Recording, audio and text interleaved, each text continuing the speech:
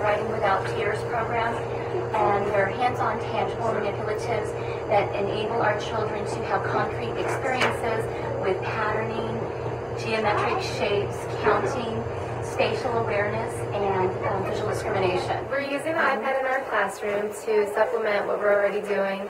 Currently the kids are working on figurative language, using idioms and metaphors in their writing, and so they're working on an app where they're reading tons of different idioms and metaphors, they're taking notes on it, and then they actually take a final quiz at the end of their time with the iPad. In regards to other subject areas, we're using it in mathematics to practice our everyday math skills like multiplication, division, subtraction, and then we're using it in the other content areas like science and social studies. In social studies, we're looking up, former presidents and getting more information on that. We're also using it as part of our literacy in regards to reading comprehension in the classroom and practicing those skills, and it's awesome. We love it. We love our new iPad. In my class, we're using the iPads during Daily 5 Centers. They get to use it at our technology center. We have different apps in geography. Their favorite app is Stack the States. Many of them went home and asked their parents to also download it on their Kindles and their iPods, so they're very excited and it's carrying over at home, which is phenomenal. We also have spelling and grammar apps on there, and we're using them during morning work. That's kind of like as a behavior system. I pick them the night before a really great day, and then they get to skip their morning work. Instead, they get to go on the iPads in the morning. So it's definitely inspired, sparked some interest in different subject areas, and I'm very grateful and thankful to MTEF. Thank you. Thank you, MTEF. The students in Mrs. Gilbert's second grade class are using the MP3 players to listen to stories on audio that are being read fluently. It's helping them with their fluency, hearing how stories should be read. They enjoy sitting by themselves and listening in a quiet place in the room.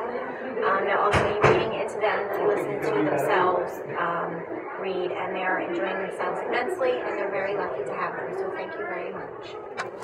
This is the iPad that we have used in our classroom.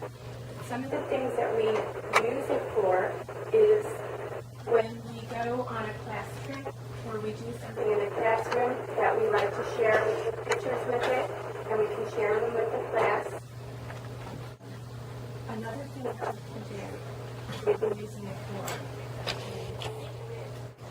sign language, to learn sign language. The students can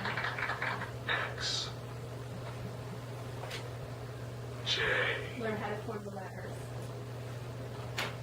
Another thing that we are using is to practice cursive.